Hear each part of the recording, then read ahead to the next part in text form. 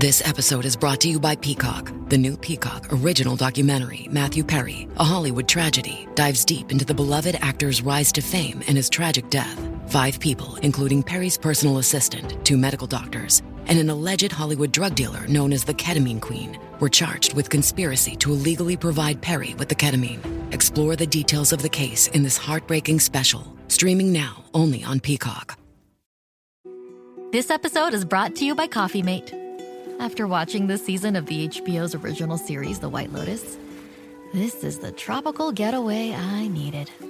One more pina colada, please. Hey, you're not on mute. Oh, I thought I was in paradise. Turns out, it was my Coffee Mate. Coffee Mate Pina Colada and Thai-iced coffee-flavored creamers. Inspired by the newest season of HBO's original series, The White Lotus. For the love of coffee. Try now. agenciadepodcast.com.br.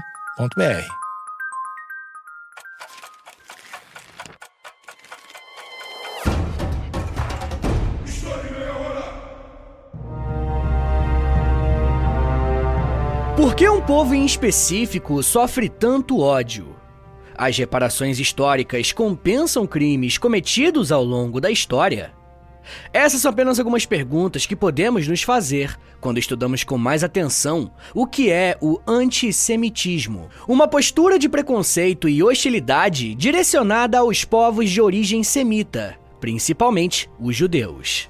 No momento em que eu gravo esse episódio, o Estado de Israel está em guerra contra o Hamas, e esse tema vem voltado à tona, mostrando que algumas explicações sobre esse conceito precisam ser feitas. O meu objetivo aqui hoje é apresentar para vocês o que significa esse conceito e apresentar também como que a perseguição aos judeus se desenrolou ao longo da história. Por conta das circunstâncias, esse assunto acabou se tornando bem polêmico. E como sempre, eu quero lembrá-los que eu baseio meu conteúdo em fontes e em autores confiáveis, que você pode e deve consultar na descrição do episódio. A primeira coisa que precisamos fazer aqui hoje é compreender do que a gente está falando. O termo antissemita significa, literalmente, aversão aos semitas. De acordo com a tradição judaica e cristã, Noé, aquele da arca, tinha 3 filhos, e um deles era Sem. A descendência de Sem é chamada de semita, e compreende povos como os hebreus, fenícios, assírios, caldeus, árabes e alguns outros. Por mais que o termo semita faça referência a diversos povos, pelo decorrer da história, o uso da palavra antissemitismo acabou sendo vinculada especificamente aos judeus. Dessa forma, práticas antissemitas se referem ao ódio e à violência contra judeus. Acredito que a partir de agora eu preciso então explicar quem são os judeus, para em seguida a gente entender de onde veio essa onda de oposição a eles ao longo da história. A história dos judeus começa na Mesopotâmia, mais especificamente em uma cidade chamada Ur.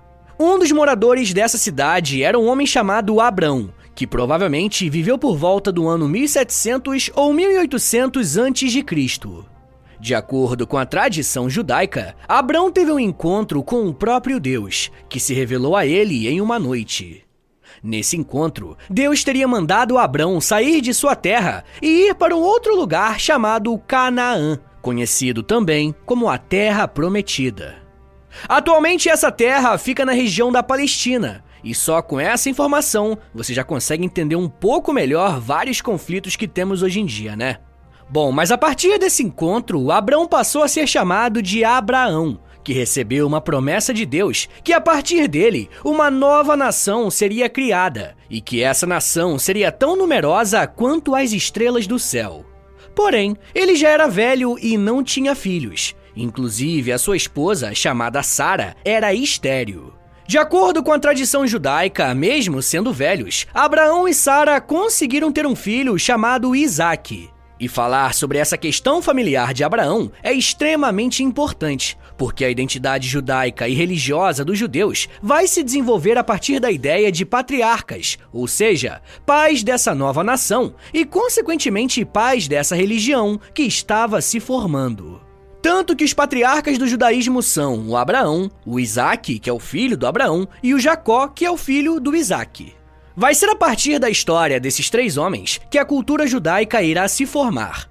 Jacó, neto de Abraão, teve 12 filhos. Um desses filhos se chamou Judá, e a partir de uma variação do seu nome, que muitos anos mais tarde foi criado o termo judeu.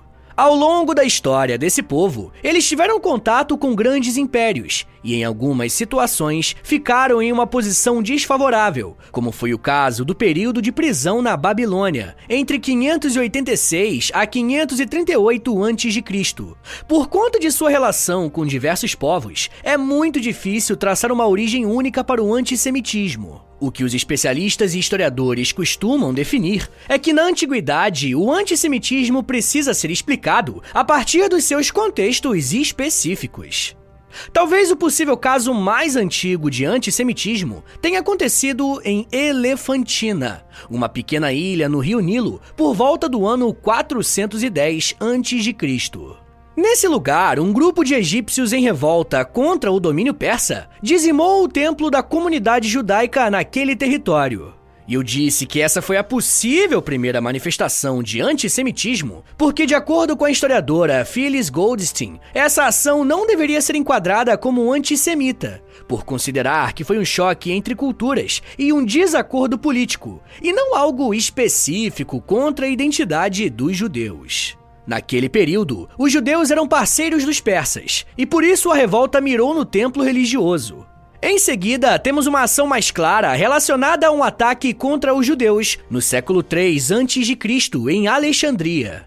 Manetão, um sacerdote e historiador egípcio da época, escreveu críticas duríssimas aos judeus.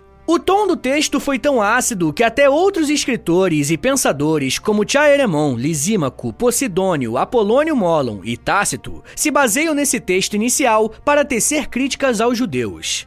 Um homem chamado Agatárquides de Cnido ridicularizou as práticas dos judeus e o absurdo de sua lei, fazendo uma referência às regras religiosas dos judeus, como por exemplo a circuncisão. Um outro exemplo de ataque aos judeus foi praticado por Ptolomeu I Sóter, que invadiu Jerusalém em 320 a.C., em um dia que os judeus estavam praticando o Shabat, ou seja, o dia do descanso para os judeus, que por acaso é extremamente importante para essa cultura. Por conta desse princípio religioso, eles não conseguiram se defender. Saindo do campo das ideias e partindo para questões jurídicas, no século II a.C., um governante chamado Antíoco IV, do Império Seleucida, criou uma lei limitando a atuação das práticas religiosas dos judeus. Foi a partir dessa ação que resultou na chamada Revolta dos Macabeus, entre os anos 170 e 167 a.C.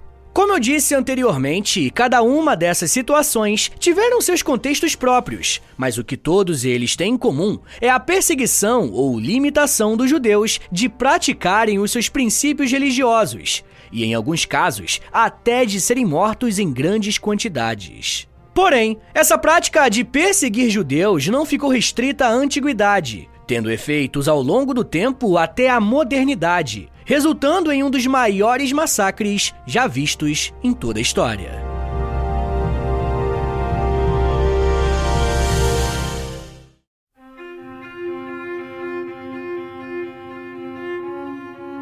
É possível que alguns dos reinos e povos que eu citei no bloco anterior, que tiveram relações conturbadas com os judeus, você nunca tenha ouvido falar. Porém, grandes civilizações também tiveram ações contrárias aos judeus. E para muitos historiadores, essa seria a origem definitiva do que hoje conhecemos como o antissemitismo.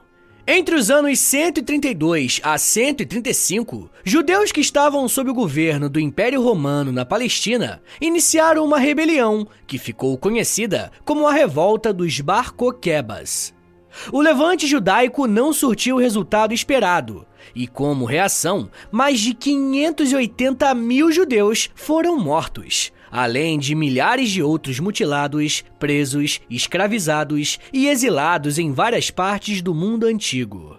Quem governava Roma nesse período era o imperador Adriano, que em seguida expulsou esses judeus de Roma e eles migraram para diversas partes da Europa e da Ásia.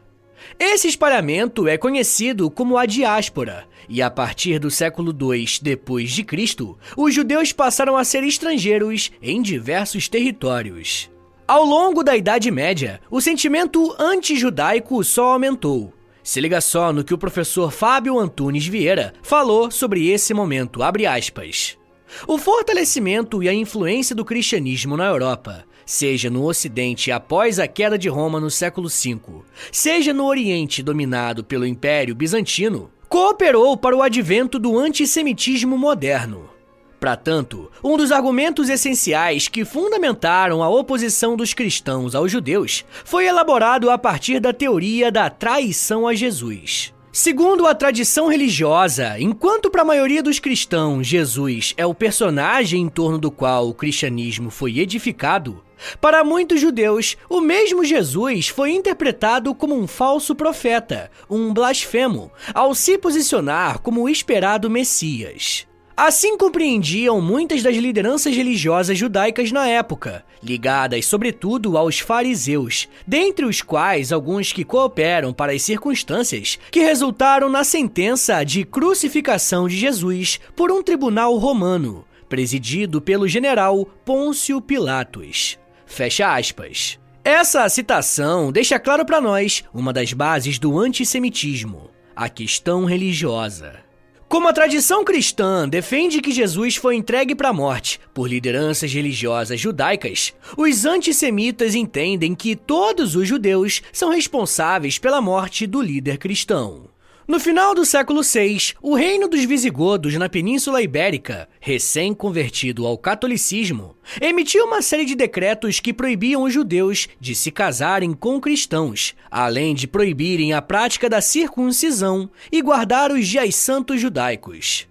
No século seguinte, os visigodos, tanto reis quanto membros da igreja, agiram de forma consciente na criação de agressões sociais e de punições cívicas e eclesiásticas, segundo as próprias palavras, contra os judeus, que variavam entre conversão forçada, escravidão, exílio ou morte. Uma consequência disso foi que na chamada invasão muçulmana na Península Ibérica, muitos judeus acolheram e ajudaram os seguidores de Alá. Durante o domínio muçulmano na Península Ibérica, foi permitido que os judeus praticassem a sua religião de maneira mais livre do que os visigodos permitiam. Esse período de paz para os judeus com os muçulmanos é conhecido como a Idade Dourada da cultura judaica e durou até o século XI. Conforme os reinos europeus foram retomando seu espaço e aos poucos expulsando os muçulmanos, os judeus ficaram em uma situação complicada, porque eles eram entendidos como parceiros dos muçulmanos, os inimigos da fé cristã. Um exemplo de uma prática antissemita clara aconteceu em Portugal, no início do século XVI. Na verdade, os portugueses tinham uma relação complicada com os judeus há muitos anos. Houve uma enorme migração de judeus que saíram da Espanha e foram para Portugal. No ano de 1492, o rei espanhol expulsou mais de 100 mil judeus do país que fugiram para Portugal. Quando os judeus chegaram em Portugal, eles foram recebidos pelo rei Dom Manuel I e aparentemente a recepção foi tranquila. Portugal parecia mais aberto aos judeus do que a Espanha. Porém, essa boa receptividade durou pouco tempo. Portugal começou a ser pressionado pela Espanha para forçar os judeus a se converterem ao cristianismo. A partir de 1497, esse processo se intensificou e aqueles judeus que não se declarassem cristãos eram humilhados em praça pública. A partir desse momento, passou a ser perigoso ser judeu em Portugal. E quando um judeu se convertia ao cristianismo, ele passava a ser conhecido como um cristão novo. Nos anos seguintes, Portugal viveu um período de seca, gerando como consequência uma enorme onda de fome. Além disso, uma peste atacou o país e muitas pessoas ficaram doentes. No dia 19 de abril de 1506, um grande grupo de pessoas estava no convento de São Domingos de Lisboa, orando pelo fim da fome e da peste. Até que em um determinado momento, um fiel jurou ter visto no altar o rosto de Jesus Cristo iluminado. Para os católicos que estavam ali, isso foi visto como um milagre e uma resposta de Deus às orações que estavam sendo feitas. Porém, um cristão novo, ou seja, um ex-judeu, teria dito que aquela manifestação era apenas um reflexo no altar e não a imagem verdadeira de Jesus. Para repreender aquele ex-judeu, ele foi silenciado e espancado até a morte dentro da igreja. A partir daí, os judeus da cidade, que já eram vistos com desconfiança, se tornaram o bode expiatório da seca, da fome e da peste. A partir daquele incidente na igreja, o massacre contra os judeus durou mais 3 dias. O grupo que deu início e fomentou essa violência era formado por frades dominicanos, que prometiam a absolvição dos pecados dos últimos 100 dias para quem matasse os hereges. Aproximadamente 500 pessoas entraram na onda de violência e começaram a matar judeus. Homens, mulheres e até crianças foram torturados, massacrados e queimados em fogueiras improvisadas. A estimativa é que 4.000 judeus foram mortos nesses 3 dias, no chamado Massacre de Lisboa de 1506. Esse exemplo que eu acabei de citar se baseia na explicação religiosa como base de um antissemitismo. Porém, ela não foi a única base teórica e ideológica para essa e outras ações contra os judeus. E pessoal, eu já quero falar mais sobre como que os judeus foram perseguidos em diferentes cenários. Mas me dá um minutinho aí, tá, gente, que daqui a pouco a gente volta e eu falo um pouco mais sobre teorias, debates, estrangeiros, pureza e nazismo. Segura aí, que é um minutinho só.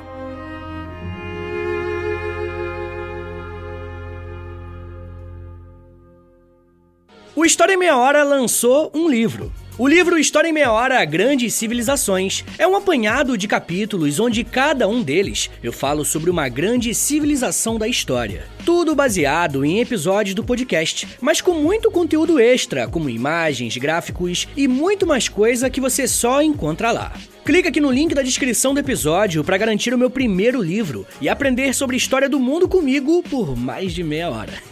Valeu, gente! Hey, it's Bill Simmons from the Bill Simmons Podcast here to tell you about Michelob Ultra Courtside. It's getting fans closer to the NBA with a chance to win prizes like courtside seats, a trip to All-Star Weekend, and much more. Check it out at MichelobUltra.com/courtside. Michelob Ultra Superior Access, Courtside 24-25 Sweepstakes, no purchase necessary. Open to U.S. residents 21 and up. Begins on October 1st, 2024. Ends July 1st, 2025. Multiple entry periods. Visit MichelobUltra.com/courtside for free entry deadlines, and official rules. Message and data rates may apply. Void where prohibited.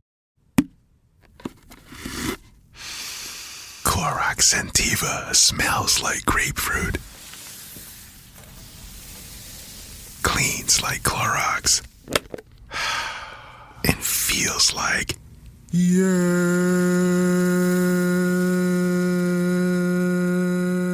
Okay, we could be here all day. Try Clorox Sentiva for a trusted clean with long-lasting freshness. Also available in lavender and coconut. Use as directed.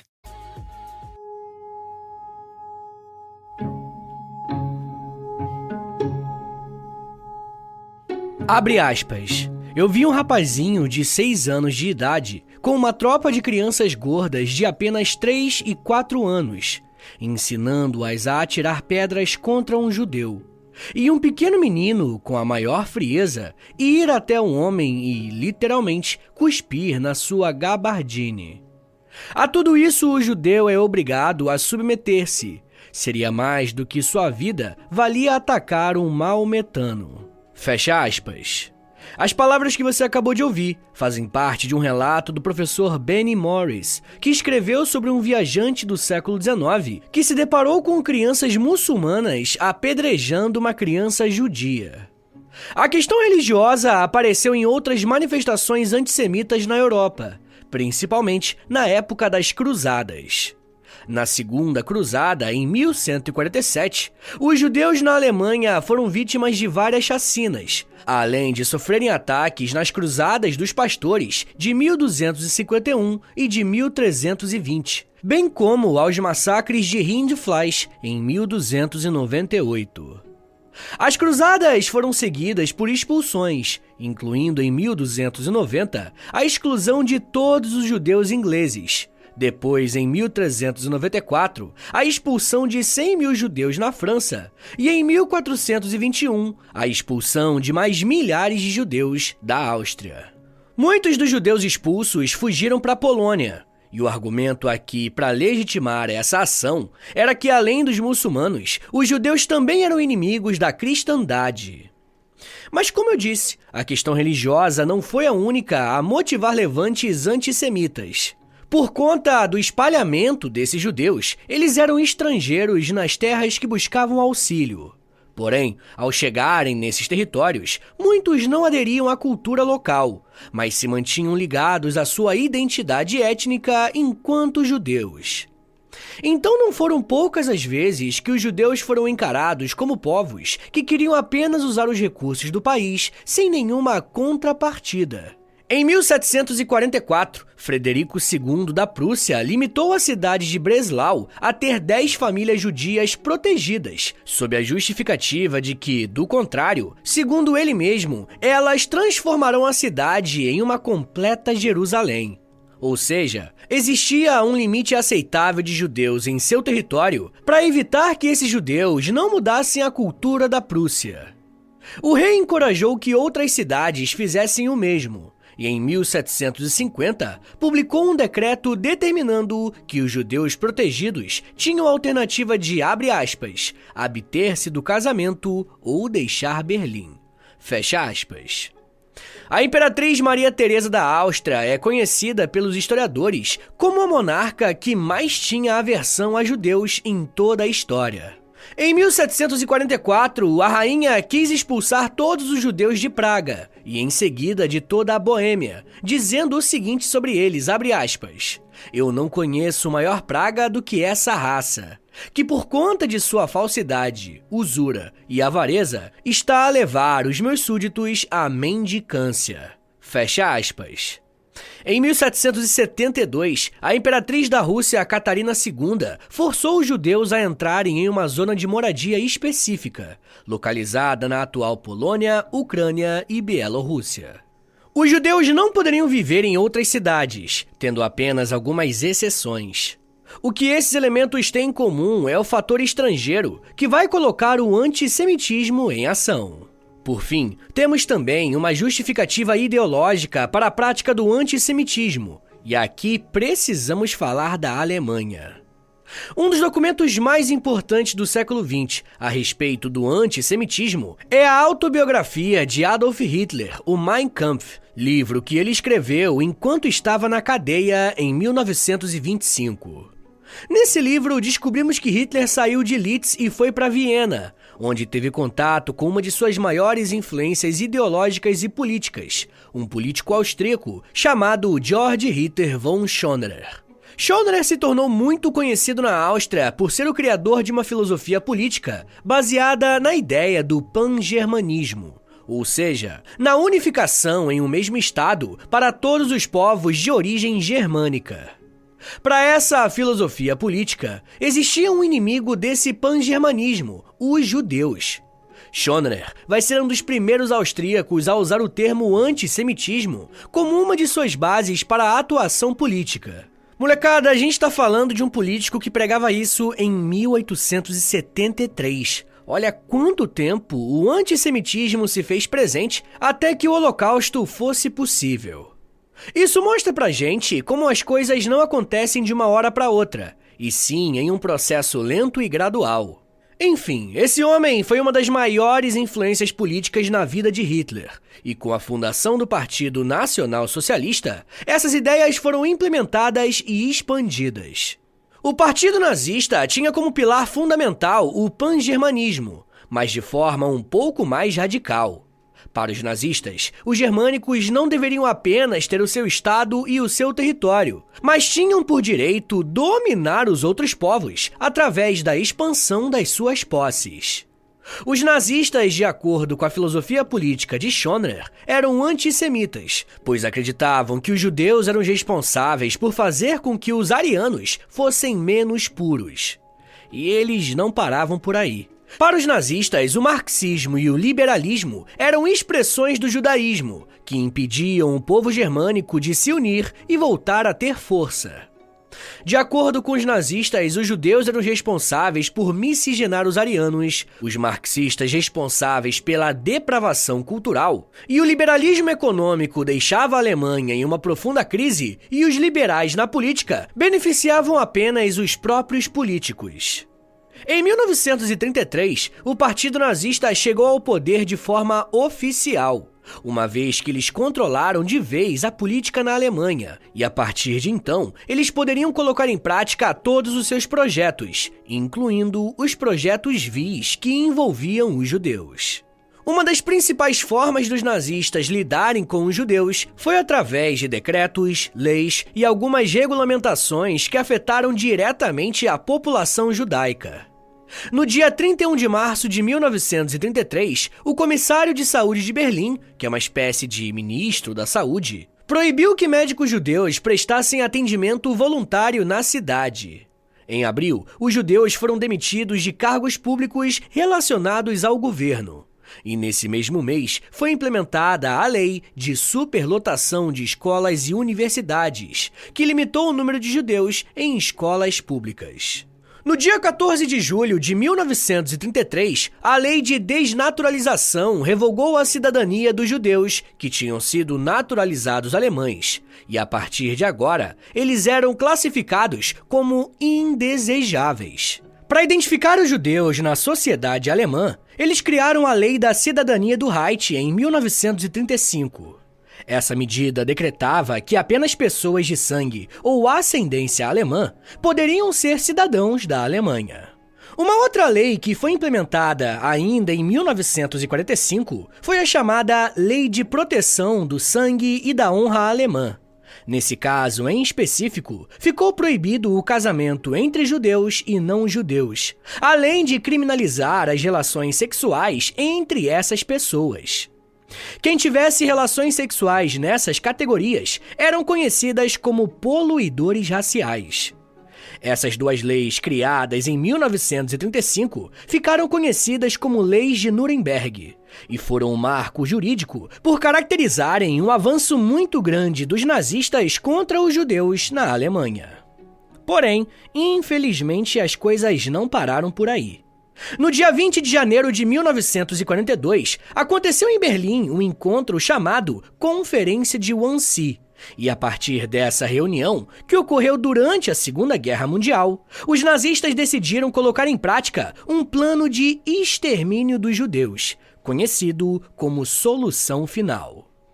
Para isso, foram construídos diversos campos de extermínio, onde esses judeus seriam levados para serem mortos.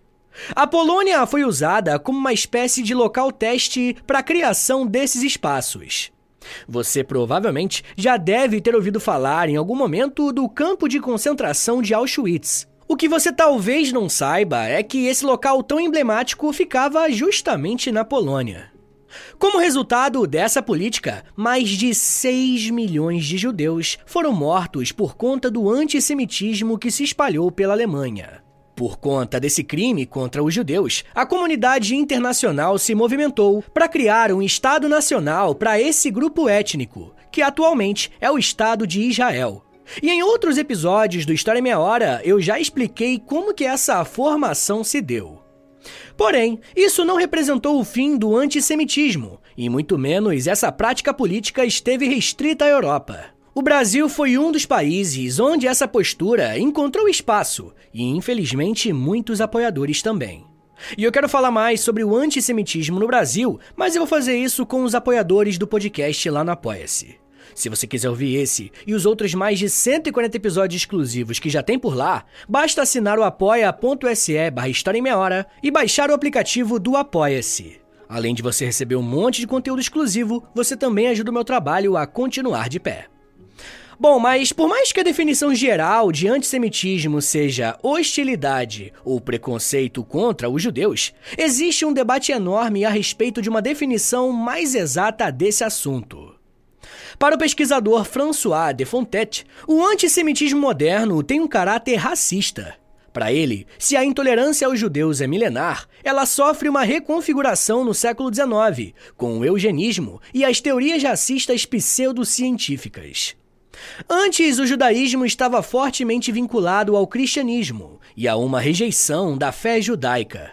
Mas na modernidade, a questão judaica passou a ser encarada como uma questão de raça, uma identidade étnica, e não apenas como religião. Já a professora especialista no Holocausto, Ellen Fine, da Universidade da Cidade de Nova York, define o antissemitismo como uma estrutura, abre aspas, persistente de crenças hostis em relação aos judeus, como um coletivo, manifestado em indivíduos como atitudes e na cultura como mito, ideologia, folclore e imagens e em ações. Discriminação legal ou social, mobilização política contra os judeus e violência coletiva ou estatal. O que resulta em, ou, é projetado para distanciar, deslocar ou destruir os judeus como judeus. Fecha aspas. Apesar dos debates, uma definição internacional a respeito do antissemitismo começou a se formar a partir de 2005. De acordo com a ONG International Holocaust Remembrance Alliance, abre aspas, o antissemitismo é uma determinada percepção dos judeus que pode se expressar como ódio em relação aos judeus. Manifestações retóricas e físicas de antissemitismo são orientadas contra indivíduos judeus e não judeus ou contra os seus bens, contra instituições comunitárias e as instalações religiosas judaicas. Fecha aspas. Países e organizações internacionais têm usado essa definição para criarem legislações específicas no combate ao antissemitismo, mostrando para nós que essa postura contra o povo judeu, infelizmente, ainda permanece viva. Pessoal, eu quero recomendar 3 episódios aqui do podcast, que você pode procurar aí no feed do História em Meia Hora, que vai servir de complemento para esse episódio que você acabou de ouvir, beleza? O primeiro é um episódio chamado Judaísmo, o segundo é um episódio chamado Sionismo e o terceiro é um episódio chamado Holocausto. E agora bora fazer aquele resumão de 1 minutinho para você relembrar tudo que você aprendeu hoje? Vamos lá! Quando falamos em antissemitismo, estamos falando de uma postura política, ideológica e violenta contra judeus. Essa prática pode ser observada desde a antiguidade até a era moderna, passando por diferentes contextos e situações que os judeus foram mortos e perseguidos por simplesmente serem quem são. Podemos elencar pelo menos 3 motivações para o antissemitismo. Uma motivação religiosa envolvendo a morte de Jesus ter sido arquitetada pela elite judaica da época. Temos também uma questão envolvendo os judeus serem estrangeiros em outras nações. E, por fim, temos o antissemitismo como uma ferramenta política para a limpeza étnica, como vimos através do nazismo. O antissemitismo continua vivo e atuante em diversos lugares do mundo. E em um cenário de guerra, essa prática se alastra ainda mais. Porém, existe um debate que está crescendo cada vez mais, que engloba o assunto de lideranças autoritárias judaicas se escorarem no argumento do antissemitismo para praticarem crimes contra outros povos. Mas isso já é um papo para uma outra meia hora.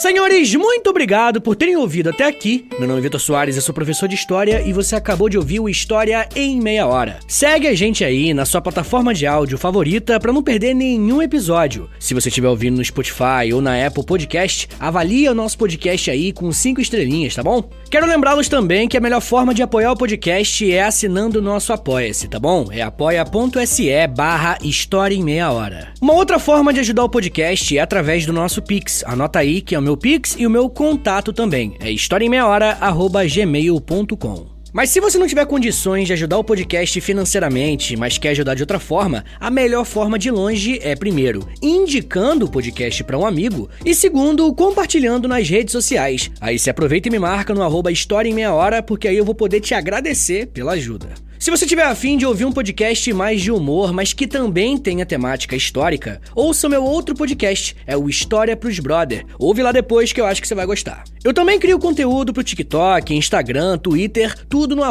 @Prof. Vitor Soares. É o meu perfil pessoal. Aproveita e segue ele também. Então é isso, gente. Muito obrigado, um beijo, até semana que vem e valeu!